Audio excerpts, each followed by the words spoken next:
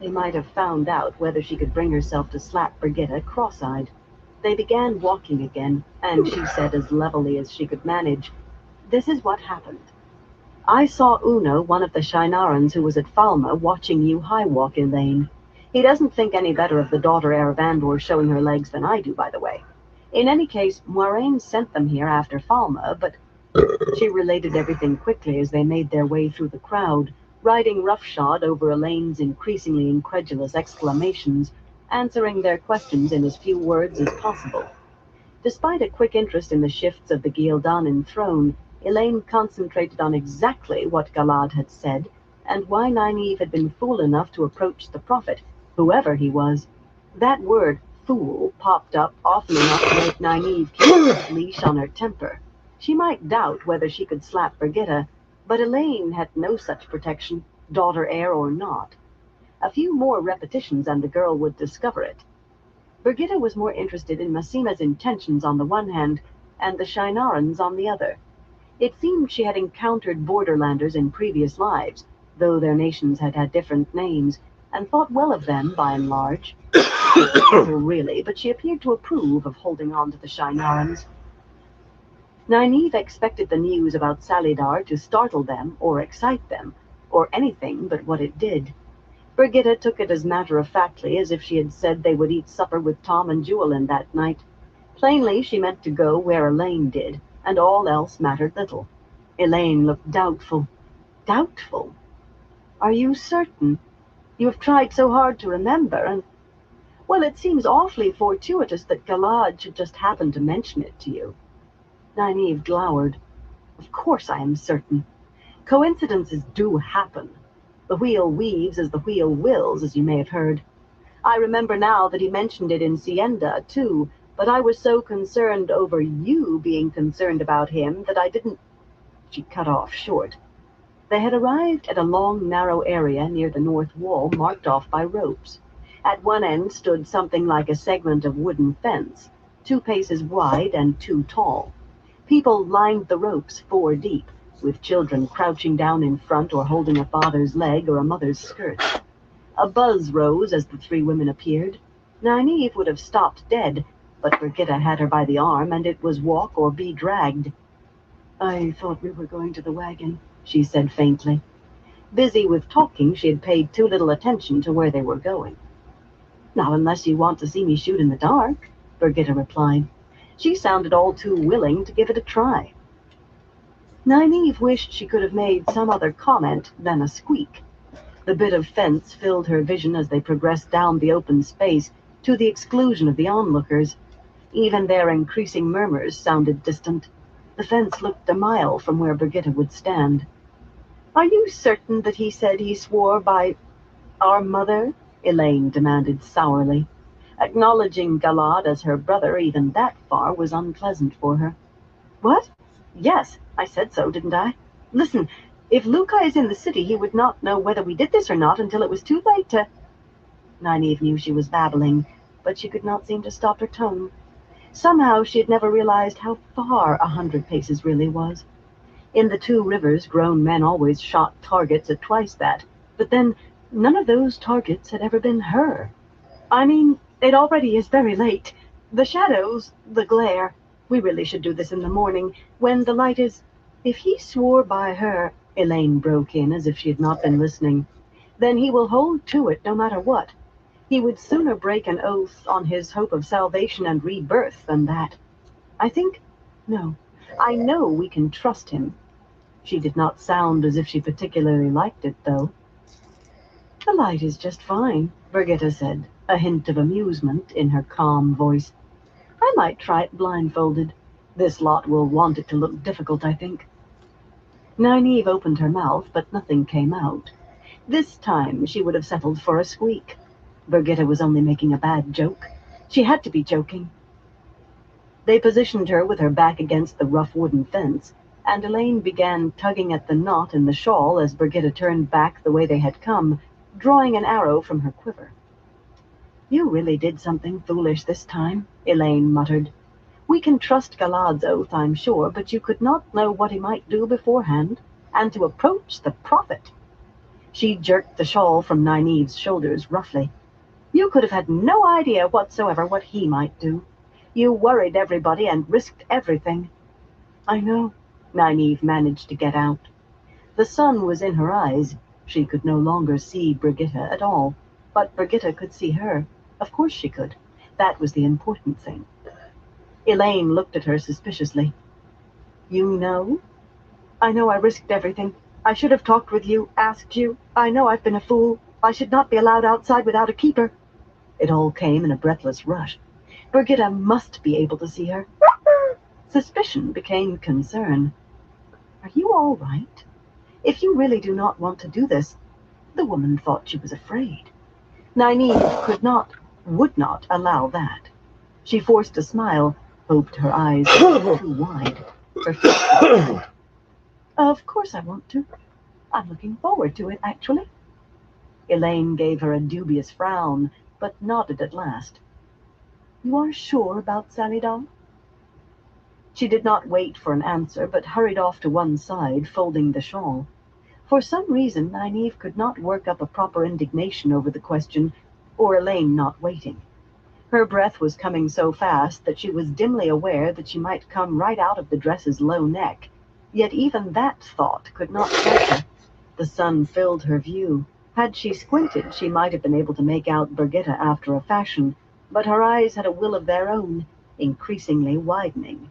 There was nothing she could do now. It was a punishment for taking foolish risks. She could manage only the tiniest peak over being punished after working everything out so well. And Elaine did not even believe her about Salidar. She would have to take it stoically. She would... Seemingly out of nowhere, an arrow chunked into the wood, vibrating against her right wrist, and stoic resolve broke with a low wail. It was all she could do to keep her knees straight. A second arrow brushed the other wrist, producing a slightly higher pitch than her yelp.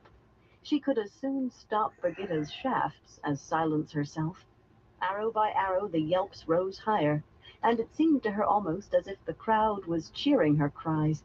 The louder she shrieked, the louder they cheered and applauded.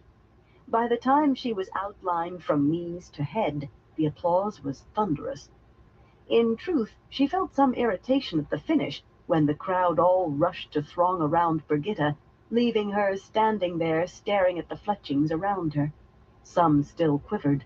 She still quivered. Pushing away, she scurried off toward the wagons as quickly as she could before anyone noticed how much her legs were wobbling. Not that anyone was paying any attention to her. All she had done was stand there and pray Brigitte did not sneeze or get an itch. And tomorrow she would have to go through it again. That or let Elaine, and worse, Brigitte, know she could not face it. When Uno came that night asking after Nana, she told him in no uncertain terms to prod Massima as much as he dared, and to find Galad and tell him he must find a boat quickly, whatever it required. Then she took to her bed without eating, and tried to make herself believe that she could convince Elaine and Brigitte that she was too ill to stand against that wall. Only she was all too certain they would know exactly what her illness was. That even Brigitte would likely be all sympathy just made it worse. One of those fool men had to find a riverboat. Chapter 41. The of Kin Corvir. One hand on his sword hilt, the other holding the green and white tasseled length of the Shongshan sword, Brand ignored the others on the sparsely treed hilltop for the moment, while he studied the three camps spread out below in the mid-morning sun. 3 distinct camps, and that was the rub. They were all the Kyrianan and Tyran forces at his disposal.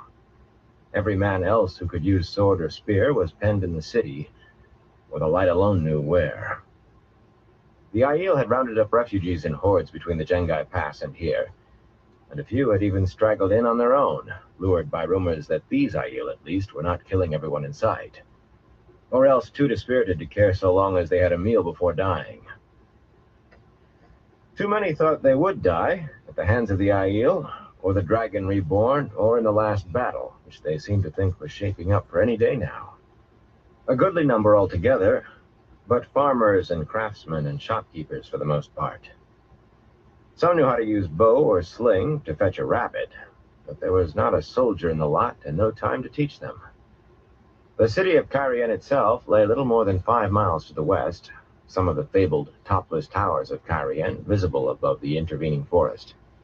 The city sprawled across hills hard by the river Alguena, encircled by Couladin's Shido and those who had joined him.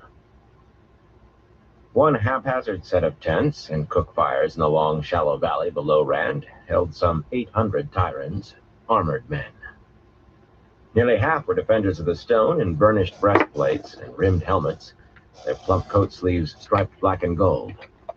The rest were levies from a double handful of lords whose banners and pennants made a circle in the camp's center, around the silver crescent and stars of the High Lord Wyraman. Guards stood thickly along their picket lines, as if they expected a raid against the horses any minute.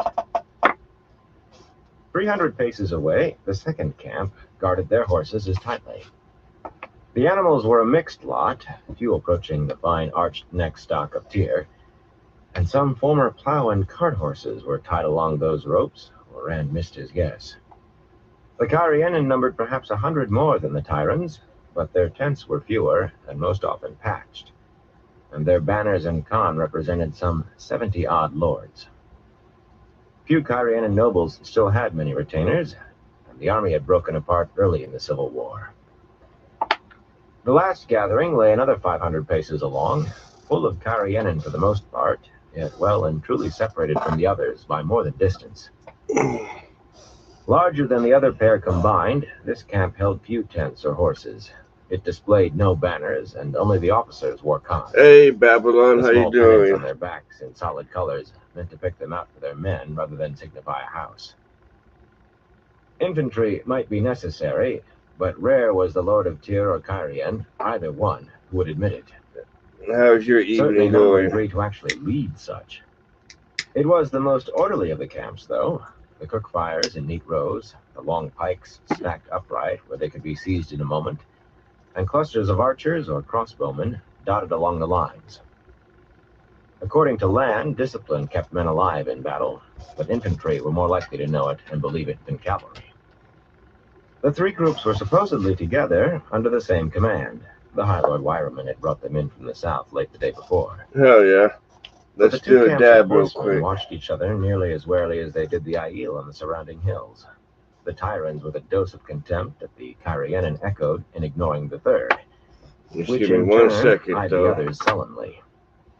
Rand's followers, his allies, and as ready to fight each other as Hey, anyone else. D-man, how you doing?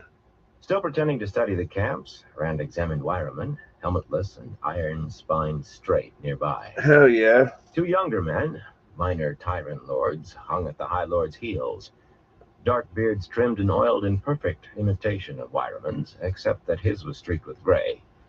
I And got their a breastplates, worn over another brightly little striped coats, dabbing bore gold work only a device. touch less ornate than his. Aloof, apart from everyone else, It's on the hilltop, it's called yet a close to Rand, they could have a been waiting Luca for some martial Dragonade. ceremony at a royal court, except for the sweat rolling down their Put your faces. dabs in there, which They I've already ignored them as done. well, though. The High Lord's sigil lacked only a few stars. How to you liking duplicate your job, Lanfear's, D-man? but the long-nosed fellow was not her in disguise, with his mainly gray hair oiled like his beard and combed in a vain attempt to hide its thinness. He had been coming north with reinforcements from Tyr when he heard that Aiel were attacking the city of Carrion itself. Instead of turning back or sitting still, he continued north as hard as his horses could stand, gathering what forces he found along the way. Okay, let's go. That was the good news of Wyraman. The bad was that he had fully expected to dispel the Shido around Carrion with what he had brought. He still did, and he was none too happy that Rand was not to do about it, that he was surrounded by Aiel. One Aiel was no different from another, to the others too, for that matter. One of the young lords pointedly sniffed a scented silk handkerchief whenever he looked at an Aiel. Rand wondered how long the fellow would survive, and what Rand would have to do about it when he died. Turn it up a little bit. Wyraman noticed Rand watching and cleared his throat. "My Lord Dragon," he began in a gravelly bark, "one good charge will scatter them like quail." He slapped his gauntlets against his palm loudly. "Foot never stands up to horse. I will send in the carry into flush and follow with my..."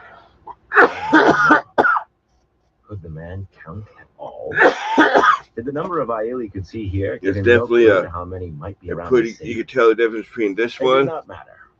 and my Rand other did as one. much of this as he could stomach. You are certain of the This news thing you bring from about- here? Wireman blinked. News, my Lord Dragon? What? Oh, that. Burn my soul, there's nothing to that. Illianer pirates often try to raid along the coast. They were more than trying by what the man had said when he arrived. And the attacks on the plains of Morado. Do they often do that as well? Why, burn my soul, those are just brigands. It was more statement of fact than protest. Perhaps not Illianers at all, but certainly not soldiers. The jumble those Illianers make of things, who can say whether king or assemblage or council of 9 has a whip hand on any given day. Yet if they do decide to move, it will be armies striking a tier under the golden bees, not raiders burning merchants' wagons and border farms. You can mark me on that. If you wish it, Rand replied, as politely as he could.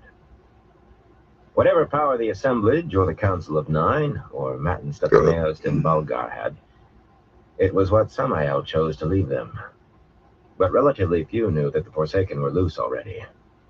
Some who should know refused to believe or ignored it, as if that would make the Forsaken go away, or seemed to think that if it had to happen, Right? it would be in some vague and preferably Junior and distant senior. future. There was no point in convince Wireman, whichever group he belonged in. The man's belief or disbelief changed nothing. The High Lord scowled at the hollow between the hills, more specifically, at the 2 Karienan camps. With no proper rule here as yet, who can say what riffraff has drifted south? Grimacing, he slapped his gauntlets even harder before turning back to Rand. Well, we will bring them to heel soon enough for you, my Lord Dragon. If you will only give the order, I can drive. Rand brushed past him, not listening, though Wireman followed, still asking authority to attack. The other 2 trailing him like heel hounds. The man was a stone-blind fool. Yeah. They were not alone, of course. The night was crowded, really. Soon it was hard to eyes my right around the corner. Every last one looking even more her veil than Aiel usually did. It was not only the nearness of the Shido that had Sulin on edge. In mockery of Rand's contempt for the suspicions in the camps below, Nyla and 2 maidens were never far from Wireman and his lordlings. And the closer they stood to Rand, the more the 3 maidens looked about to don veils. Not far off, Avienda stood talking with a dozen or more wise ones, shawls looped over their elbows. All but she had bracelets and necklaces. Surprisingly, it was a very woman, even older than Bear, who seemed to be taking the lead. Rand would have expected Amis or Bear, but even they shut up as soon as Sorlia spoke. Melaine was with Bale, halfway between the other wise ones and the other clan chiefs. She kept adjusting the coat of Bale's cut and sore, and he didn't know how to dress himself. He had the patient look of a man reminding himself of all the reasons he had married. It might be personal, but Rand suspected the wise ones were trying to influence the chiefs again. If that was the case, he would learn the particulars soon enough. It was Avienda who held Rand's eye, though. She smiled at him briefly before returning to listening to Sorlia. A friendly smile, but no more. That was something, he supposed. She had not lashed out at him once since what had happened between them, and if she sometimes made an acid comment, it was no sharper than what he might have expected from Egwene. Except the one time he had brought up marriage again. Then she had forced his ears so thoroughly that he had left her after. But friendly was as far as it went. Though she was definitely does for being a small one. In front of him at night. She still insisted on They definitely no gotta more get than 3 paces from him. the hang of using it. The maidens, at any rate, seemed sure that there was a lot less than 3 paces between their blankets. And he kept expecting that certainty to spread. But so far, it had not. Egwene would come down on him like a falling tree if she even suspected something like that. For her to talk of Elaine, it would even puzzle out Avienda. She was right there in front of him. All in all, he was tenser than ever when he as much as looked at Avienda. But she seemed more relaxed than he had ever seen her. Oh shit, hell yeah, That D seemed the man, that's opposite of definitely how a it good should be. price. It all seemed topsy-turvy with her. But then, Min was the only woman who had Hell not yeah. made him feel as if he were standing on his head half the time. Sighing, he walked on, still not listening to Wyroman. One day he was going to understand women, when he had the time to apply to it. He suspected a lifetime would not be enough, though. The clan chiefs had their own gathering of sept chiefs and representatives from the societies. Rand recognized some of them: Dark Hiron, chief of the Jindo Tardad, and Mangan, who gave him a companionable nod, and the Tyrans a contemptuous grimace. Spear-slender Juranai, leader of the Athan Dor, the Red Shields of this expedition, despite a few streaks of white in his pale brown hair, and Roydang, thick-shouldered and gray, who led Shamad Khanda, the Thunderwalkers. Those four had sometimes joined him in practicing the Aiel way of fighting without weapons since leaving the Jangai Pass. "You want to go hunting today?" Mangan asked as Rand passed, and Rand looked at him in surprise. "Hunting? There is not much to give sport, but we could try catching Nice, sheep in a D-man. sack." The wry glance Mangan That's darted not at bad the at all. Tyrants left little doubt what sheep he meant, though Wyroman and the others did not see. Or affected not to. The lordling with the perfumed handkerchief sniffed it again. "Another time, maybe," Rand replied, shaking his head. He thought he could have been friends with any of the four, but especially Mangan, who had a sense of humor much like Matt's. If he had no time to study women, he Nice, certainly that's had no not time bad. for making new friends. Little time for old friends, for that matter. Matt worried him. On the highest part of the hill, a heavy framework tower of logs thrust above the treetops, the wide platform at the top 20 spans or more above the ground. The Aiel knew nothing about working with wood on that scale, but there had been plenty among the Carianan refugees who did. Moiraine was waiting at the base of the first slanting ladder with Lan and Egwene. Egwene had been getting a good bit of sun, not for Aiel except for her dark eyes. A short Aiel. He scanned her face quickly, but detected nothing except tiredness. Amis and the others must be working her too hard with her training. She would not thank him for interceding, though. "Have you decided?" Rand asked, stopping. Wyroman fell silent at last. Egwene hesitated, but Rand noted that she did not look at Moiraine before nodding. "I will do what I can." Her reluctance bothered him. He had not asked Moiraine. She could not use the One Power as a weapon against the Shido, not unless they threatened her, or he managed to convince her they were all dark friends. But Egwene had not taken the 3 oaths, and he had been sure she would see the necessity. Instead, she had gone white-faced when he suggested it, and had avoided him for 3 days until now. At least she had agreed. Whatever made the fight shorter against the Shido must be for the good. Moraine's face never changed, though he had no doubt what she thought. Those smooth Aes Sedai features, those Aes Sedai eyes, could register icy disapproval without altering a jot. Thrusting the piece of spear through his belt, he put foot to the first rung, and Moiraine spoke. "Why are you wearing a sword again?" The last question he would have expected. "Why shouldn't I?" he muttered, and scrambled upward. Not a good answer, but she had caught him off balance. The half-healed wound in his side tugged as he climbed, not quite hurting, but seeming about to break open just the same. He paid it no mind. It often felt that way when he exerted himself. Ruark and the other clan chiefs came after him, Bale leaving Mullane last of all, but thankfully Wyroman and his 2 toadies remained on the ground. The High Lord knew what was to be done. He needed and wanted no more information. Feeling Moraine's eyes following him, Rand glanced down. Not Moiraine. It was Egwene watching him climb, her face so close to Aes Sedai that he could not have slid a hair through the difference. Moiraine had her head together with Lan's. He hoped Egwene was not going to change her mind.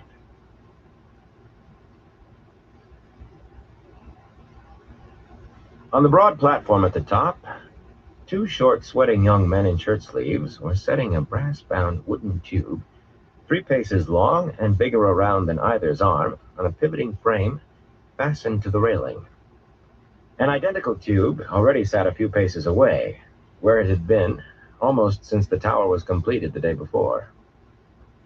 A third coatless man wiped his bald head with a striped kerchief while he growled at them. "Easy with it!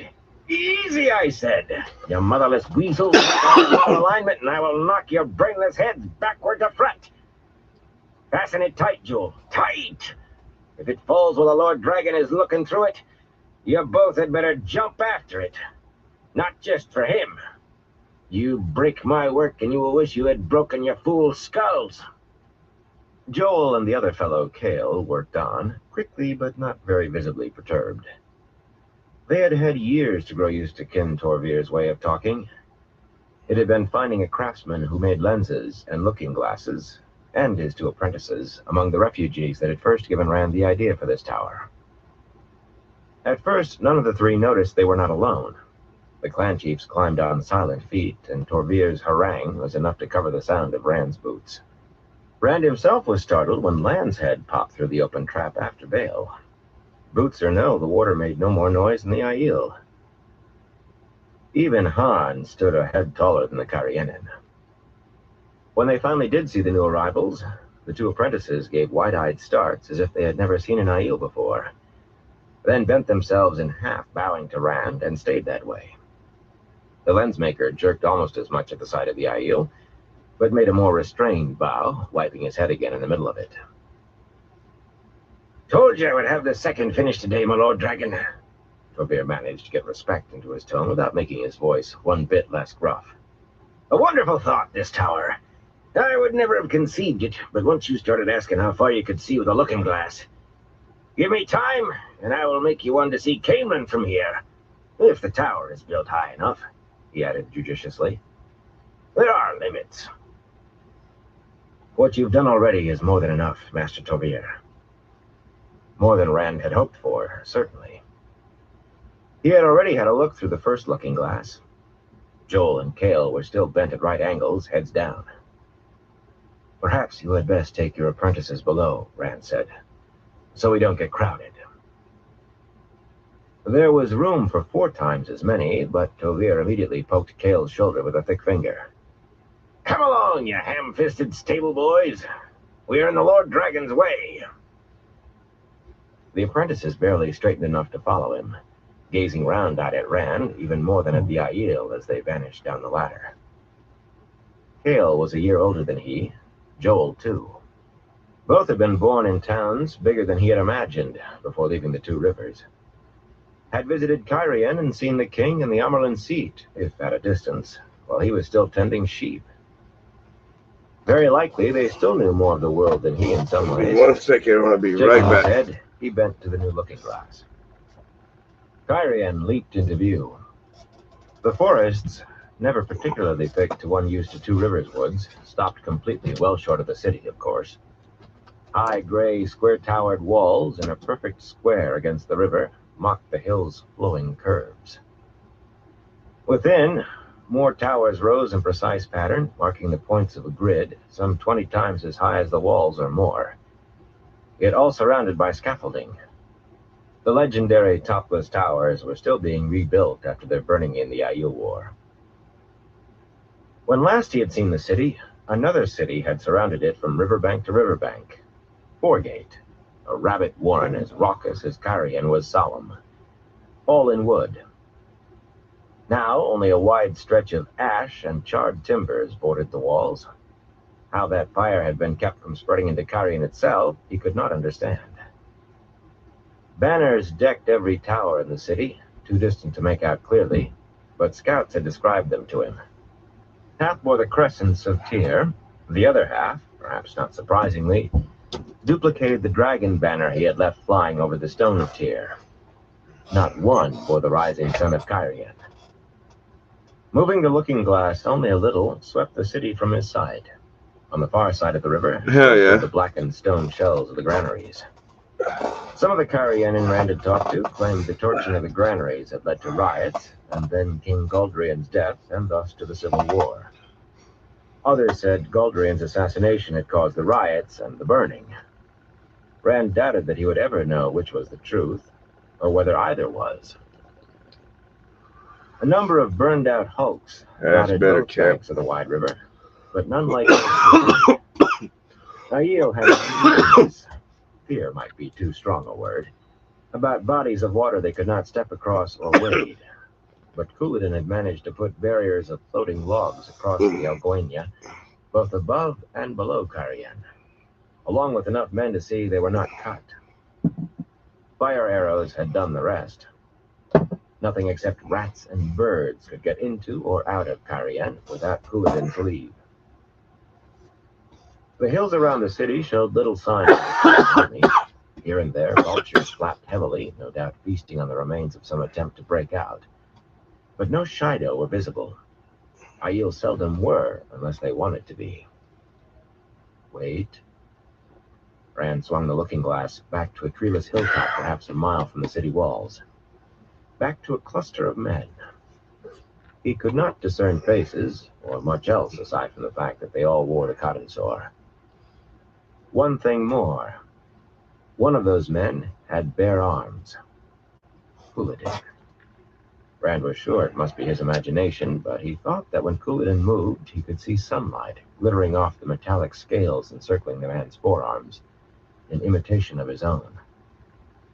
Asmodean had put those there, just in attempt to get Rand's attention, while Asmodean worked his own plans. But without that, how much would have turned out differently? Certainly he would not be standing on this tower, watching a besieged city and awaiting a battle. Suddenly, something streaked through the air. A long blur, and two of the men there went down threshing. Staring at the fallen men, both apparently transfixed with the same spear, Couladin and the others seemed as stunned as Rand. Twisting the looking glass, Rand scanned for the man who had thrown with such force. He had to be brave, and a fool to get close enough. Rand's search widened quickly, beyond any possible range of a human arm. He was beginning to think of Ogier. Not likely. It took a great deal to rouse an Ogier into violence. When another streaking blur caught his eye. Startled, he half straightened before jerking the glass back to Carian's walls. That spear, or whatever it was, had come from there. How was another matter entirely. At this distance, it was all he could do to make out an occasional someone moving on the walls or atop a tower. Raising his head, Rand found Ruark just stepping away from the other looking glass, giving up his place to Han. That was the whole reason for the tower and the glass. Scouts brought back what word they could started deployed. My 100-centimeter one a couple days ago. Haven't gotten very far, but they had worked out a plan between them already. But one more look at I've been working on it here and there. Rand did not know much about battles, but Lan thought their plan a good one. At least, Rand did not know much in his own mind. Sometimes those other memories crept in, and then he seemed to know more than he wanted. Did you see that? Those spears? Ruark looked as puzzled as Rand knew he himself must, but the Aiel nodded. The last took another Shido, but he crawled away. Not Couladin, worse luck. He gestured. Yeah, 100 by 100, that's going to be insane. I definitely look forward to seeing you doing one of those. Couladin's death would not end the threat to Carian, or to anywhere else. Now they were this side of the Dragon Wall. The Shido would not tamely return just because the man they thought was the true Ka Khan died. It might well shake them, but not enough for that. And after all Rand had seen, he did not think Couladin deserved so easy a way out. I can be as hard as I must, he thought, stroking his sword hilt. For him, I can. I would stream doing it. It's just that where I'm doing it.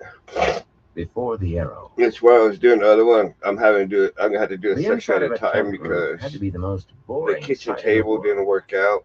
But lying back in his shirt But I sleeves on gotta scarlet tasseled cushions that try Melinda's to get rather my quiet, camera at Matt a good studied the angle gray-brown cloth for a good intently, view, and I haven't or been able rather, to do he that yet. stared So beyond it. that's one One reason I arm curled haven't behind his head, he swirled a hammered started silver streaming goblet it. full of good wine from the south of Carrion. A small cask had cost him as much as 2 good horses would, as much as 2 horses would have if the world and everything in it had not been stood on its head.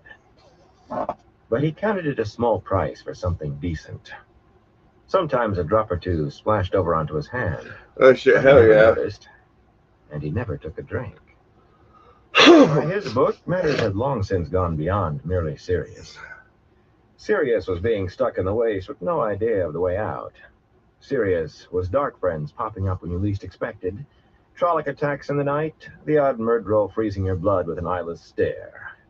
That sort of thing came quickly and usually was done before you had much chance to think.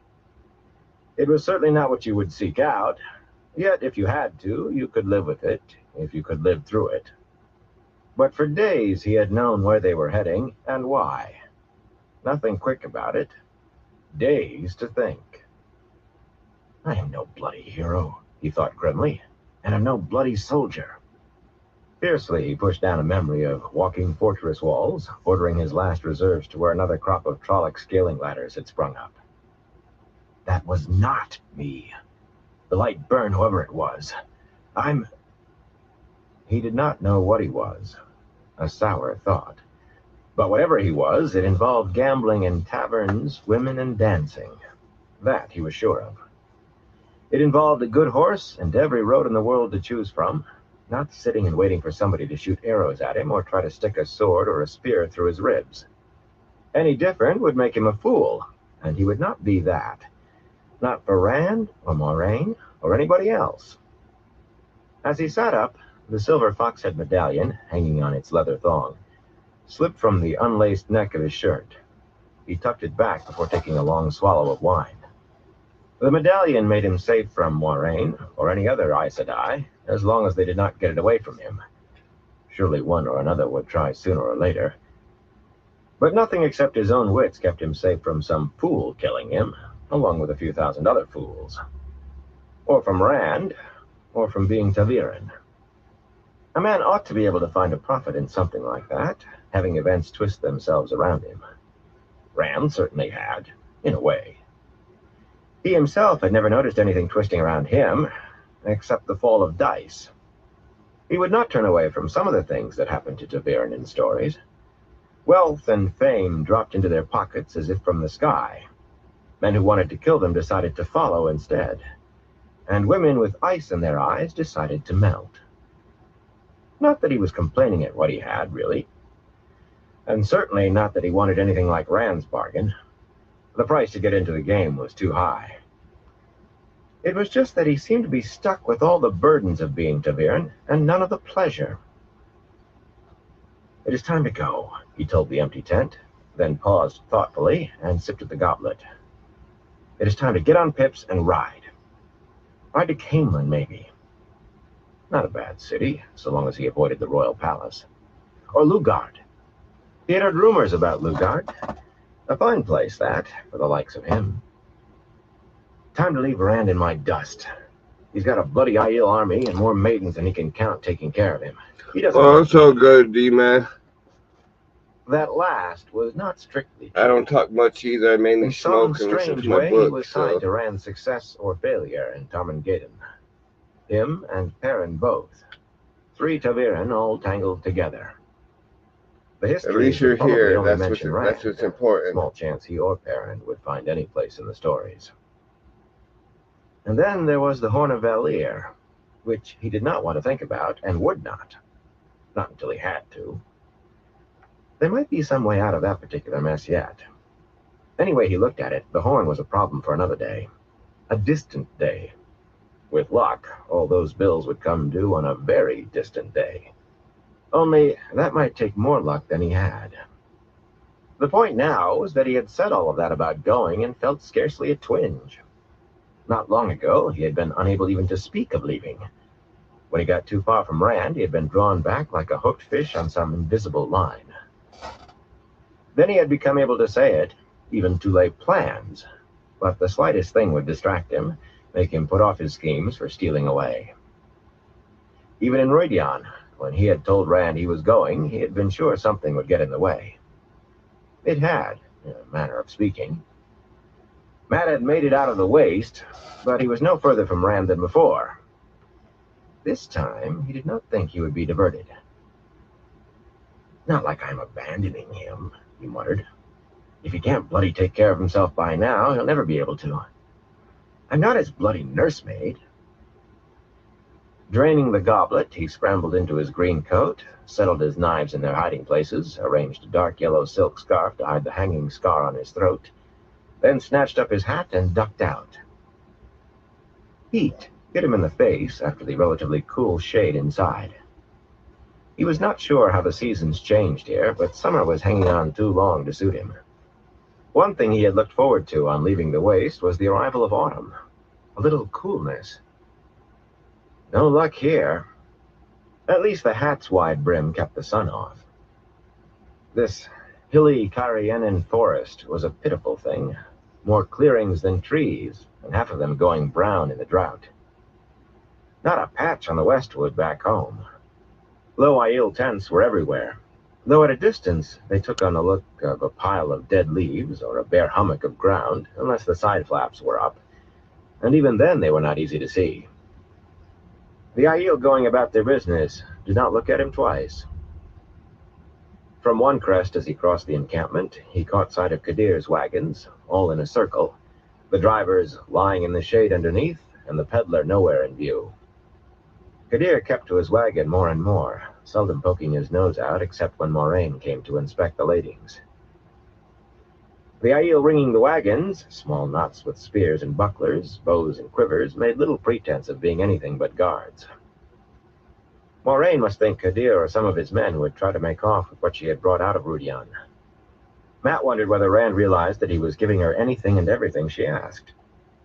For a while, Matt had thought Rand had gotten the upper hand there, but he was not so sure any longer, even if Moraine did do everything but curtsy and fetch Rand's pipe.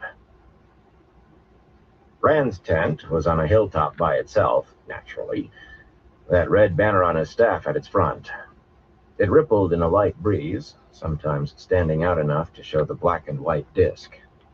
The thing made Matt's skin crawl as much as the dragon banner had. If a man wanted to avoid Aes Sedai entanglements, as any but an idiot would, the last thing to do was wave that symbol about. The slopes of the hill were bare, but maidens' tents encircled the foot of the hill and spread through the trees up surrounding slopes and down the other this side. one's the Fires of Heaven. That was as usual This is too. one that's And so was the wise on my one's Audible, tent so within Barter-Eye's mind. it doesn't Dozens of low tents exactly and shouting fall distance under of Rand's public Hill, domain. with white-robed Guy Shine bustling about. There were only a few of the wise ones to be seen, yet they made up for lack of numbers with the stares that followed him. He had no idea how many could channel in that bunch, but they were a fair equal of Aes Sedai, weighing and measuring. When it came to I'll be stables. right back. He picked up his pace, making an effort not to shrug uncomfortably. He could feel those eyes on his back as surely as he could have a poke from a stick. And he would have to run the same gauntlet coming out. Well, a few words with Rand, and it would be the last time he had to run it. Only, when he pulled off his hat and ducked into Rand's tent, no one was there except Natail, lounging on the cushions with his gilded, dragon-carved harp propped against his knee, and a gold goblet in his hand. Matt grimaced and swore under his breath. He should have known as much. If Rand had been here, he would have had to pass through a circle of maidens right around the tent. Most likely he was up at that new-built tower. A good idea, that. Know the terrain. That was the second rule, close behind know your enemy, and not much to choose between them. The thought put a sour twist to his mouth. Those rules came from other men's memories.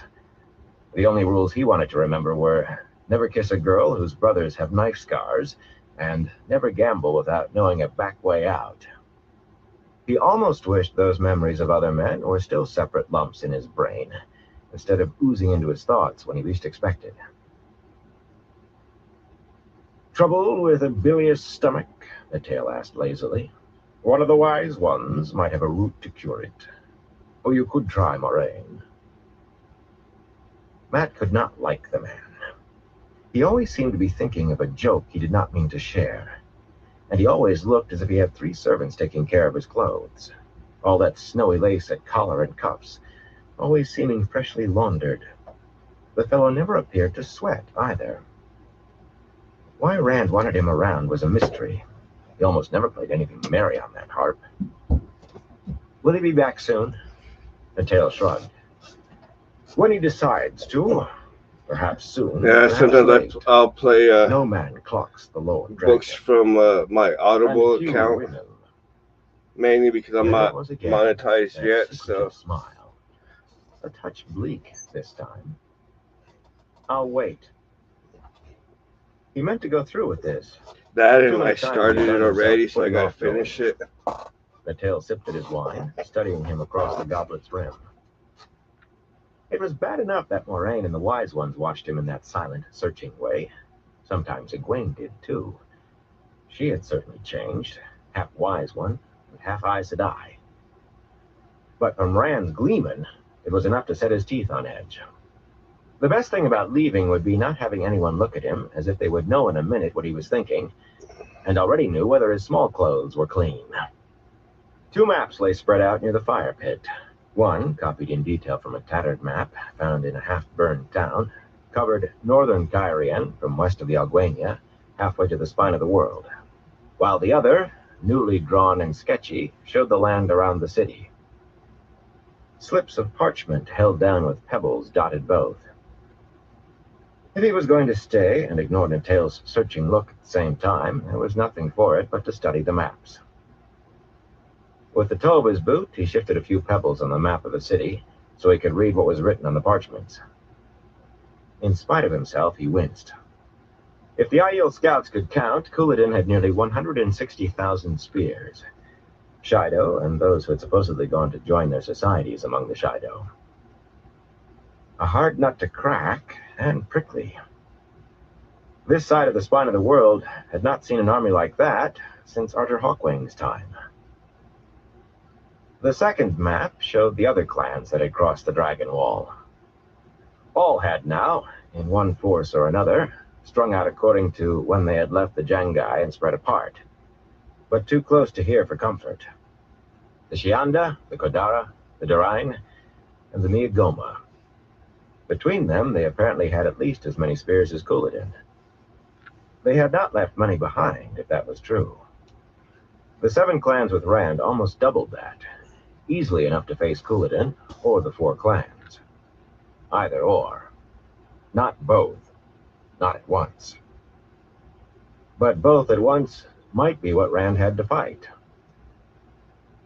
What the Aiel called the bleakness had to be affecting those clans too. Every day still, men tossed down their weapons and vanished. But only a fool would think it lessened their numbers any more than it did Rand's. And there was always the possibility that some of those were going to Couladin. The Aiel did not speak of it very much or very freely, and masked the idea behind talk of joining societies. But even now, men and maidens decided they could not accept Rand or what he had told them of themselves. Every morning some were missing, and not all left their spears behind. A pretty situation, wouldn't you say? Matt's head jerked up at Land's voice, but the warder had entered the tent alone. Just something to look at while I waited. Is Rand coming back? He will be with us soon. Thumbs tucked behind his sword belt, Land stood beside Matt, looking down at the map. His face gave away as much as a statue's would. Tomorrow should bring the largest battle since Utter Hawkwing. You don't say. Where was Rand? Still up on that tower, probably. Maybe he should go there. No. He could end up herring all over the camp, always one step behind. Rand would come here eventually. He wanted to talk about something besides Couladin. This fight is none of mine. I'm not running away from anything that concerns me in the least. What about them? He gestured to the slips representing the Miagoma and the others. Any word on whether they mean to join Rand, Or do they just intend to sit there watching? Who can say? Ruark doesn't seem to know any more than I do, and if the wise ones do, they are not telling. The only thing certain is that Couladin is not going anywhere. Couladin again. Matt shifted uncomfortably and took a half step toward the entrance. No, he would wait. Fastening his gaze on the maps, he pretended to study them further. Perhaps Lan would leave him in silence. He just wanted to say his piece to Rand and go. The warder appeared to want to talk, though. What do you think, Master Gleeman? Should we rush down on Couladin with everything and crush him tomorrow? Hopefully tomorrow. That sounds as good to me as any other plan, Mattel replied dourly. Emptying the goblet down his throat, he dropped it on the carpets and picked up the harp to begin softly strumming something dark and funereal. I lead no armies, warder. I command nothing save myself, and not always that. Matt grunted, and Lan glanced at him before returning to his study of the maps. You do not think it a good plan? Why not? He said it so casually that Matt answered without thinking. 2 reasons. If you surround Couladin, trap him between you and the city, you might crush him against it. How long was Rand going to be? But you might push him right over the walls, too. From what I hear, he's nearly gotten over twice already, even without miners or siege engines. And the city is hanging on by its teeth. Say his piece and go. That was it. Press him enough, and you'll find yourself fighting inside Cairhien. Nasty thing, fighting in a city. And the idea is to save the place, not finish ruining it. Those slips laid out on the maps themselves, made it all so clear. Frowning, he squatted with his elbows on his knees. Lan got down with him, but he hardly noticed. A dicey problem, and fascinating. Best if you try to shove him away. Hit him from the south, mainly. He pointed to the River Galen. It joined the Alguenia some miles north of the city. There are bridges up here.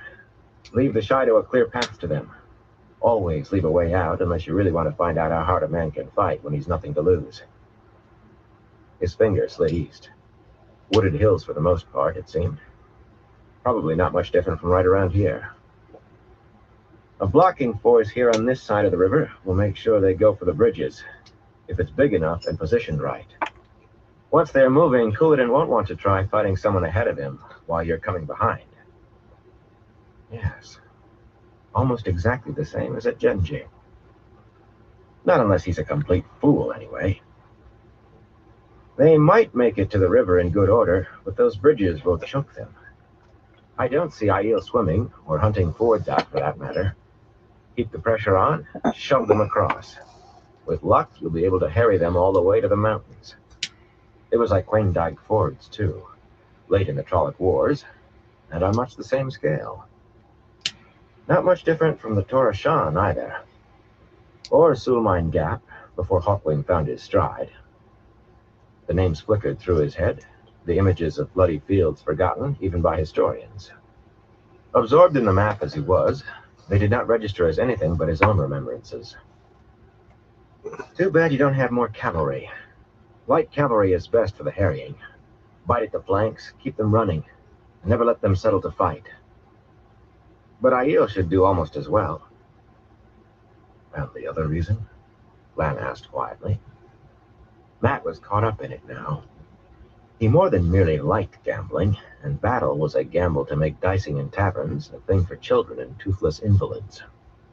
Lives were the stake here, your own and other men's. Men who were not even there.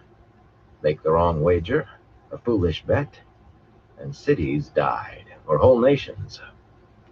The tale's somber music was fit accompaniment. At the same time, this was a game that set the blood racing. Without lifting his eyes from the map, he snorted. You know as well as I. If even one of those 4 clans decides to side with Couladin, they'll take you from behind while your hands are still full of Shido. Couladin will be the anvil, and they the hammer, with you the nut between. Only take half of what you have against Couladin. That makes it an even fight, but you'll have to settle for it. There was no such thing as fairness in war. You took your enemy from behind when he least expected it, when and where he was weakest. You still have an edge. He has to worry about a sortie from the city. The other half you split in 3 parts. One to funnel coolant into the river, the other 2 a few miles apart, between the city and the 4 clans. Very neat, Lan said, nodding. That slab-carved face never changed, but approval touched his voice, if lightly. It would gain a clan nothing to attack either force, especially not when the other could take it in the rear. And none will try to interfere in what happens around the city for the same reason. Of course, all 4 could join. Not likely, if they haven't already. But if they do, everything changes. Matt laughed aloud. Everything always changes. The best plan lasts until the first arrow leaves the bow. This would be easy enough for a child to handle, except for Indirian and the rest not knowing their own minds. If they all decide to go over to Cooladin, you toss the dice and hope, because the Dark One's in the game for sure. At least you'll have enough strength clear of the city nearly to match them. Enough to hold them for the time you need. Abandon the idea of pursuing Cooladin and turn everything on them as soon as he's well and truly begun crossing the Galen. But it's my bet they'll wait and watch, and come to you once Cooladin is done for. Victory settles a lot of arguments in most men's heads. The music had stopped. Matt glanced at the tail and found the man holding his harp rigidly, staring at him over it harder than ever. Staring as if he had never seen him before, did not know what he was. The gleeman's eyes were dark polished glass, his knuckles white on the harp's gilding. With that, it all crashed home, what he had been saying, the memories he had been embracing. Burn you for a fool for not guarding your tongue. Why had Lan had to take the conversation that way? Why could he not have talked about horses or the weather, or just kept his mouth shut? The warder had never seemed all that eager to talk before. Usually the man made a tree seem talkative. Of course, he could have kept his own mind focused and his own mouth shut, too. At least he had not been babbling in the old tongue. Blood and ashes, but I hope I wasn't. Springing to his feet, Matt turned to go and found Rand standing just inside the tent, absently twisting that odd bit of tasseled spear, as if he did not realize he was holding it. How long had he been there? It did not matter. Matt spilled it all out in a rush. I'm leaving, Rand. Come first light in the morning, I'm in the saddle and gone. I'd go this minute if I could get far enough in half a day to suit me for stopping. I mean to put as many miles between me and the Aiel, any Aiel, as pips can cover before I make camp. No point in bedding down close enough to be snapped up and hung out to dry by somebody's scouts. Cooladin must have them out too, and even the others might not recognize him before he had a spear in his liver. I will be sorry to see you go, Rand said quietly. Don't try to talk me out of... Matt blinked. That's it? You'll be sorry to see me go? I've never tried to make you stay, Matt. Perrin went when he had to, and so can you. Matt opened his mouth, then closed it again. Rand had never tried to make him stay, true. He had just done it without trying. But there was not the slightest bit of Taviran tugging now, no vague feelings that he was doing the wrong thing. He was firm and clear in his purpose. Where will you go? South. Not that there was much choice of direction. The others led to the Galen, with nothing north of the river that he was interested in, or else to Aiel, one lot that would certainly kill him, and one that might or might not, depending on how close by Rand was and what they had had for supper the night before. Not good odds by his reckoning. To begin anyway, then somewhere there's a tavern, and some women who don't carry spears. Melindra. She might present a problem. He had the feeling she might be the sort of woman who did not let go until she wanted. Well, one way or another, he would deal with her. Maybe he could just ride out before she knew it. This isn't for me, Rand. I don't know anything about battles, and I don't want to know. He avoided looking at Lan and Natail. If either man cracked his teeth, he would punch him right in the mouth. Even the warder. You understand, don't you? Rand's nod could have been understanding. Maybe it was. I forget saying goodbye to Egwene, were I you. I'm no longer certain how much of what I tell her might as well be telling Moraine or the Wise Ones or both. I reached that conclusion a long time ago. She's left Emmons Field further behind than either of us, and regrets it less. Maybe, Rand said sadly. The light shine on you, Matt, he added, sticking out his hand, and send you smooth roads, fair weather, and pleasant company until we meet again. That would not be soon if Matt had his way. He felt a little sad about that, and a little foolish for feeling sad. Yet the man had to look after himself. When all was said and done, that was the long and short of it. Rand's grip was as hard as it had ever been. All that sword work had only added new calluses atop older bowmen's. But the ridged heron brand in his palm was distinct against Matt's hand. Just a little reminder in case he should forget the markings under his friend's coat sleeves, or those even stranger things inside his head that let him channel. If he could forget that Rand could channel, and he had not thought of it once in days, then it was far past time to be gone. A few more awkward words, standing there. Lan seemed to ignore them, arms folded, silently studying the maps, while Natail had begun idly plucking his harp. Matt had an ear for music, and to him the unfamiliar tune had an ironic sound. He wondered why the fellow had chosen it. A few more moments, and Rand, half stepping around, actually putting an end to it, and then Matt was outside. There was a crowd out there, a good 100 maidens spread about the hilltop, walking on tiptoe, they were so ready to spear somebody. All 7 clan chiefs waiting patient and still as stone, 3 Tyran lords trying to pretend they were not sweating, and the Aiel did not exist. He had heard about the lord's arrival, and had even gone to take a look at their camp, or camps. But there had been no one there he knew, and no one wanting to take a turn at dice or cards. These 3 eyed him up and down, frowning disdainfully, and apparently decided he was no better than the Aiel, which was to say, not worth seeing.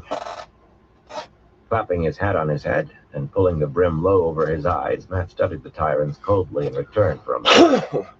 He had the pleasure of seeing the younger pair at least become uncomfortably aware of him again before he started down the hill. The graybeard still looked all barely concealed impatience to enter Rand's tent, but it did not matter anyway. He would never see any of them again. He had no idea why he had not simply ignored them, except that his step was lighter and he felt full of vinegar. No wonder, really, leaving tomorrow at last. The dice seemed to be spinning in his head, and there was no knowing what pips would show when they landed. Odd, that. It must be Melindra worrying him. Yes. He would definitely leave early, and as quietly as a mouse tiptoeing on feathers. Whistling, he set off for his tent. What was the tune? Oh, yes. Dance with Jack of the Shadows. He had no intention of dancing with death, but it had a merry sound, so he whistled it anyway, as he tried to plan the best route away from Kyrian. Rand stood staring after Matt, long after the tent flaps had fallen to hide him. I only heard the last bit, he said finally. Was it all like that? Very nearly, Van replied. With only a few minutes to study the maps, he laid out close to the battle plan that Ruark and the others made. He saw the difficulties and the dangers and how to meet them. He knows about miners and siege engines, and using light cavalry to harry a defeated foe. Rand looked at him. The warder showed no surprise, not the twitch of an eyelash. Of course, he was the one who had said Matt seemed surprisingly knowledgeable about military matters. And Lan was not going to ask the obvious question either, which was good. Rand had no right to give the little answer he had. He could have asked a few questions himself, such as, what did miners have to do with battles? Or maybe it was only sieges. Whatever the answer, there was not a mine closer than the dragon's dagger, and no certainty anyone was still digging ore. Well, this battle would be fought without. The important thing was that he knew Matt had gained more on the other side of that doorway tirangriel than a tendency to spout the old tongue when not thinking. And knowing that, Rand would surely make use of it. You don't have to get any harder, he thought bitterly. He had seen Matt climbing toward this tent and never hesitated in sending Lan in to discover what might come to the surface in idle conversation alone. That had been deliberate. The rest might or might not be, but it would happen. He hoped Matt had a fine time while he was free. He hoped that Perrin was enjoying himself in the Two Rivers, showing off Bail to his mother and sisters, maybe marrying her. He hoped it because he knew he would draw them back, ta'veren pulling at ta'veren, and he the strongest. Moraine had named it no coincidence, 3 such growing up in the same village, all nearly the same age. The wheel wove happenstance and coincidence into the pattern, but it did not lay down the likes of the 3 of them for no reason. Eventually, he would pull his friends back to him, however far they went, and when they came, he would use them however he could, however he had to, because he did have to. Because, whatever the prophecy of the dragon said, he was sure the only chance he had of winning Tarmangaden lay in having all 3 of them, 3 ta'veren who had been tied together since infancy, tied together once more. No. He did not need to become hard. You're ranking up already to make a Shan-Chan spew his supper. Play March of Death, he commanded in a harsher voice than he wanted, and the tail looked at him blankly for a moment. The man had been listening to everything. He would have questions, but he would find no answers. If Rand could not tell Lan Mat's secrets, he would not spread them before one of the Forsaken, however tame he appeared. This time he deliberately made his tone rough and pointed the length of spear at the man. Play it, unless you know a satyr. Play something to make your soul weep, if you have one still. Natail gave him an ingratiating smile and a seated bow, but he went white around the eyes. It was indeed the March of Death that he began, yet it had a sharper edge on his harp than ever before, a dirge-like keen that surely would make any soul weep. He stared fixedly at Rand, as if hoping to see some effect. Turning away, Rand stretched out on the carpets with his head to the maps and a red and gold cushion under his elbow. Lan, would you ask the others to come in now? The warder made a formal bow before stepping outside. It was the first time that he had ever done that, but Rand noticed only absently. The battle would begin tomorrow. It was a polite fiction that he helped Ruark and the others plan. He was smart enough to know what he did not know, and despite all of his talks with Lan and Ruark, he knew he was not ready. I've planned 100 battles this size or more and given orders that led to 10 times as many. Not his thought. Lews Therin knew war, had known war, but not Rand al'Thor, and that was him. He listened, asked questions, and nodded as if he understood when the chiefs said a thing should be done a certain way. Sometimes he did understand, and wished he did not, because he knew where that understanding came from. His only real contribution had been to say that Couladin had to be defeated without destroying the city. In any case, this meeting would only add a few touches, at most, to what had already been decided. Mat would have been useful with his newfound knowledge. No.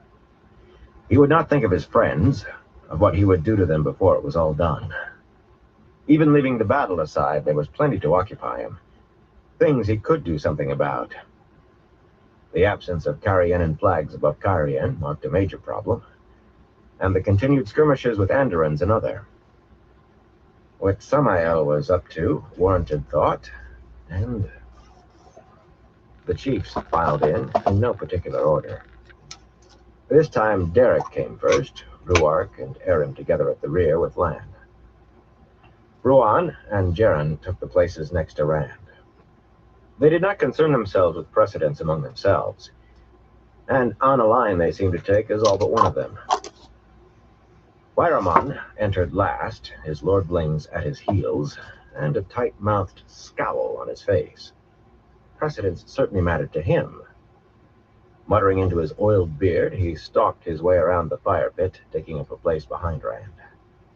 Until the chief's flat stares finally broke through his shell, at least. Among Aiel, a close kinsman or society brother might position himself so, if there was the possibility of a knife in the back.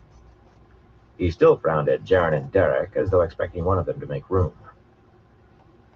Finally, Bale gestured to the place beside him, across the maps from Rand, and after a pause, Wyramon strode back to sit cross-legged and rigid, staring straight ahead and looking like a man who had swallowed an unripe plum whole. The younger tyrants stood almost as stiffly at his back, one with the grace to look embarrassed. Rand took note of him, but said not a word, only thumbed his pipe full of tobacco and seized Saidin long enough to light it. He had to do something about Wyramon. The man exacerbated old problems and made new ones. Not a flicker crossed Ruark's features, but the other chief's expressions ranged from Han's sour disgust to Aram's clear, cold-eyed readiness to dance spears there and then. Perhaps there was a way for Rand to rid himself of Wyramon and make a beginning on another of his worries at the same time. With Rand's example, Lan and the chiefs began filling pipes. I see only small changes necessary, Bale said, puffing his pipe alight, and sparking a glower from Han as usual. Do these small changes concern the Goshin, or perhaps some other clan? Putting Wyramon from his mind, Rand bent himself to listening as they worked out what had to be altered from their new view of the terrain. Now and again, one of the Aiel would glance at Natail, a brief tightness to his eyes or mouth suggesting that the mournful music plucked at something in him. Even the Tyrants grimaced sadly. The sounds washed over Rand, though, touching nothing. Tears were a luxury he could no longer afford, not even inside. Chapter 43. This place, this day. The next morning, Rand was up and dressed well before first light. In truth, he had not slept. And it had not been Avienda who kept him awake, not even after she began undressing before he could put out the lamps, and channeled one alight again as soon as he did, chiding him that she was unable to see in the dark even if he could. He made no reply, and hours later had hardly noticed when she rose, a good hour before he did, dressed, and left. He did not even think to wonder where she was going. The thoughts that had had him staring up into the blackness still ran through his head. Men would die today. A great many men, even if everything went perfectly. Nothing he did now would change that. Today would run out according to the pattern. But over and over he mulled the decisions he had made since he first entered the waste. Could he have done something different? Something that would have avoided this day, this place? Next time, perhaps. The tasseled length of spear lay atop his sword belt and scabbarded blade beside his blankets. There would be a next time, and one beyond that, and beyond again. While darkness still held, the chiefs came in a bunch for a few final words to report that their men were in position and ready. Not that anything else was expected. Stone-faced as they were, some emotion showed. An odd mix, though. A skim of ebullience over somberness. Aram actually wore a slight smile. A good day to see the end of the Shido, he said finally. He seemed to be walking on his toes. The light willing, Bale said, his head brushing the roof of the tent. We will wash the spears in Couladin's blood before sunfall. Bad luck to talk of what will be, Han muttered. The skim was very thin on him, of course. Fate will decide. Rand nodded. The light sended does not decide on too many of our number dead. He wished his concern were only that few men should die, because men should not have their lives cut short. But there were many more. He would need every spear in order to this side of the dragon wall. That was a bone between him and Couladin, every bit as much as the rest. Life is a dream, Ruark told him, and Han and the others nodded agreement. Life was only a dream, and all dreams had to end. Aiel did not run toward death, yet they did not run from it either. As they were departing, Vale paused. Are you certain of what you want the maidens to do? Sulan has been speaking to the wise ones. So that was what Mullane had been at Vale about. The way Ruark stopped to listen, he had been hearing from Amis on the subject too. Everyone else is doing what they're supposed to without complaining, Vale. That was unfair, but this was no game. If the maidens want special consideration, Sulan can come to me, not go running to the west. If it had been anything but Aiel, Ruark and Vale would have been shaking their heads as they left. Rand supposed each would get an earful from his wife, but they would have to live with it. If Barderai's Mai carried his honor, this time they would carry it where he wanted. To Rand's surprise, Lan appeared just as he was ready to go out himself. His cloak hung down his back, disturbing the vision as it rippled with his movements. Is Moraine with you? Rand had expected Lan to be glued to her side. She is fretting in her tent. She cannot possibly heal even all of the worst hurt today. That was her choice of how to help. She could not use the power as a weapon today, but she could heal. Waste always angers her. It angers us all, Rand snapped. His taking Egwene away probably upset her too. As far as he could tell, Egwene was not very good at healing on her own, but she could have aided Moraine. Well, he needed her to keep her promise. Tell Moraine if she needs help, ask some of the wise ones who can channel. But few wise ones had any knowledge of healing. She can link with them and use their strength. He hesitated. Had Moraine ever spoken of linking to him? You didn't come here to tell me Moraine is brooding, he said irritably. It was difficult sometimes keeping straight what came from her, what from Osmodian, and what bubbled up from Luz Therin. I came to ask why you've taken to wearing a sword again. Moraine asked already. Did she send... Lan's face did not change, but he cut in roughly. I want to know.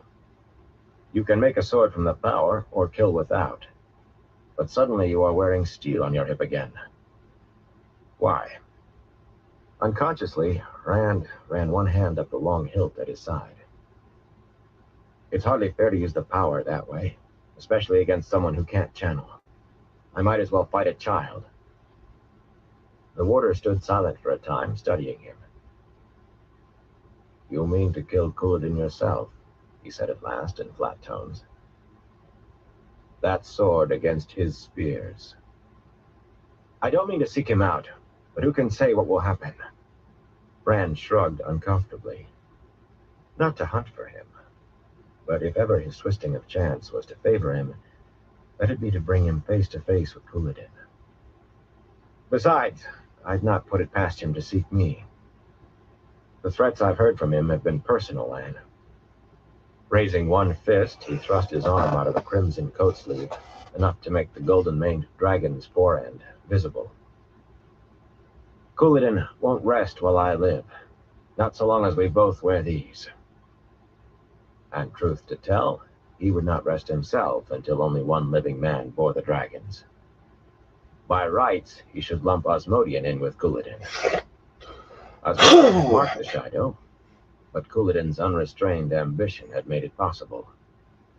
His ambition and refusal to abide by Aiel law and custom had led inevitably to this place, this day. Beyond the bleakness and war between Aiel, there was Tyan to be laid at Couladin's feet, and Celion, and dozens of ruined towns and villages since, countless hundreds of burned farms. Unburied men and women and children had fed the vultures. If he was the dragon reborn, if he had any right to demand that any nation follow him, much less Cairhien, then he owed them justice. Then have him beheaded when he's taken, Lan said harshly. Set 100 men or 1,000 with no purpose but to find and take him. But do not be fool enough to fight him. You are good with a blade now, very good. But Ailmen are all but born with spear and buckler in hand. A spear through your heart, and all has been for naught. So I should avoid the fighting. Would you, if Moraine had no claims on you? Will Ruark or Bale, or any of them? I am not the dragon reborn. The fate of the world does not rest on me. But the momentary heat had gone from his voice. Without Moraine, he would have been wherever the fighting was hottest. If anything, he looked to be regretting those claims at the moment. I'll not take needless risks, Lan, but I can't run from them all. The Seanchan spear would remain in the tent today. It would only get in his way if he did find Couladin. Come. The Aiel will finish it without us if we stand here much longer. When he ducked outside, only a few stars remained, and a thin brightness outlined the eastern horizon sharply. That was not why he stopped, though, and Lan with him. Christians made a ring around the tent, shoulder to shoulder, facing inward. A thick ring that spread down the dark, shrouded slopes, caught in sore-clad women, jammed so a mouse could not have slipped through. Jodin was nowhere in sight, though a Gaishain had been ordered to have him saddled and waiting. Not maidens alone. 2 women in the front rank wore bulky skirts and pale blouses, their hair bound back with folded scarves. It was too black yet to discern faces with any certainty, but there was something in the shape of those two, and their folded arm stance, that named Egwene and Aviendha. Sulin stepped forward before he could open his mouth to ask what they were up to. We have come to escort the Karakarn to the tower with Egwene Sedai and Aviendha. Who put you up to this? Rand demanded. One glance at Lan showed it had not been him. Even in the darkness, the warder looked startled. For a moment, anyway, his head jerking up. Nothing surprised Lan for long. Egwene is supposed to be on her way to the tower now, and the maidens are supposed to be there to guard her. What she will do today is very important. She must be protected while she does it. We will protect her. Sulin's voice was as flat as a plain board. And the Karakarn, who gave his honor to Fardarais Mai to carry. A murmur of approval rippled through the maidens. It only makes sense, Egwene said from where she stood. If one using the power as a weapon will make the battle shorter, 3 will shorten it even more. And you are stronger than Aviendha and me together. She did not sound as if she liked saying that last. Aviendha said nothing, but the way she stood was eloquent. This is ridiculous, Rand scowled. Let me through, and go to your assigned place. Sulin did not budge. Fardarais Mai carries the honor of the Karakarn, she said calmly, and the others took it up. No louder, but from so many women's voices, it made a high rumble. Fardarais Mai carries the honor of the Karakarn. Fardarais Mai carries the honor of the Karakarn. I said let me through, he demanded the instant the sound died. As if he had told them to begin again, they did. Fardarais Mai carries the honor of the Karakarn. Fardarais Mai carries the honor of the Karakarn. Sulin just stood there looking at him. After a moment, Lan leaned close to murmur dryly, a woman is no less a woman because she carries a spear. Did you ever meet one who could be diverted from anything she really wanted?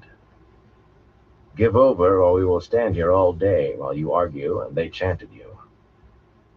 The warder hesitated, then added, besides which, it does make sense.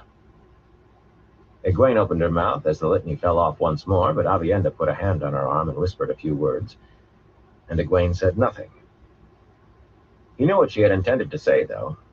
She had been about to tell him he was a stubborn, foolish woolhead or some such. The trouble was that he was beginning to feel like one. It did make sense for him to go to the tower. He had nothing to do elsewhere. The battle was in the hands of the chiefs, and fate now. And he would be of more use channeling than riding around, hoping to meet with Couladin. If being ta'veren could pull Couladin to him, it could draw him to the tower as easily as anywhere else. Not that he would have much chance of seeing the man, not after ordering every last maiden to defend the tower. But how to back down and retain a scrap of dignity after blustering left, right, and center? "I've decided I can do the most good from the tower," he said, his face going hot. "As the Karakhan commands," Sulan replied without a hint of mockery, just as if it had been his idea from the first. Lan nodded, then slipped away, the maidens making narrow room for him. The gap closed up right behind Lan, though, and when they began to move, Rand had no choice except to go with them. He could have channeled, of course, flung fire about, or knocked them down with air, but that was hardly the way to behave with people on his side, let alone women. Besides, he was not sure he could have made them leave him short of killing, and maybe not then. And anyway, he had decided he was of most use at the tower after all. Egwene and Avienda were as silent as Sulan as they walked, for which he was grateful. Of course, at least part of their silence had to do with picking their way uphill and down in the dark without breaking their necks. Avienda did raise a mutter now and then that he barely caught, something angry about skirts. But neither made fun of him for backing down so visibly, though that might well come later. Women seemed to enjoy jabbing the needle in just when you thought the danger was past. The sky began to lighten into gray, and as the log tower came into sight above the trees, he broke the quiet himself. "I didn't expect you to be part of this, Avienda. I thought you said wise ones take no part in battles." He was sure she had. A wise one could walk through the middle of a battle untouched, or into any hold or stand of a clan that had blood feud with hers, but she took no part in fighting, certainly not with channeling. Until he came to the waste, even most Aiel had not really known that some wise ones could channel, though there were rumors of strange abilities, and sometimes something the Aiel thought might be close to channeling.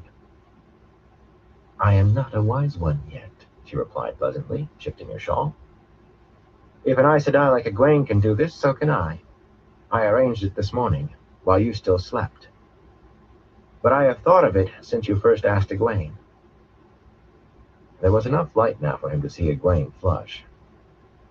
When she saw him glancing at her, she tripped over nothing, and he had to catch her arm to keep her from falling. Avoiding his eyes, she jerked free. Maybe he would not have to worry about any needles from her. They started uphill through the sparse woods toward the tower. "They didn't try to stop you? Amis, or Bear, or Malane?" He knew they had not. If they had, she would not be there. Avienda shook her head, then frowned thoughtfully. "They talked for a long time with Soralia, then told me to do as I thought I must. Usually they tell me to do as they think I must." Glancing at him sideways, she added, "I heard Malane say that you bring change to everything." "I do that," he said, setting his foot on the bottom rung of the first ladder. "The light help me, that I do." The view from the platform was magnificent, even to the naked eye. The land spreading out in wooded hills. The trees were thick enough to hide the Aiel moving toward Carian. Most would already be in position. But dawn cast the city itself into golden light. A quick scan through one of the looking glasses showed the barren hills along the river placid and seemingly empty of life. That would change soon enough. The Shido were there, if concealed for now. They would not remain concealed when he began to direct... what? Not balefire. Whatever he did, it had to unnerve the Shido as much as possible before his Aiel attacked. Egwene and Avienda had been taking turns looking through the other long tube, with pauses for quiet discussion, but now they were simply talking softly. Exchanging nods finally, they moved closer to the railing and stood with their hands on the rough-hewn timber, staring toward Carian. Goosebumps suddenly dotted his skin. One of them was channeling, maybe both. It was the wind that he noticed first, blowing toward the city. Not a breeze, the first real wind he had felt in this country. And clouds were beginning to form above Carian, heaviest to the south, growing thicker and blacker as he watched, roiling. Only there, over Carian and the Shido. Everywhere else, as far as he could see, the sky was a clear blue, with only a few high, thin white.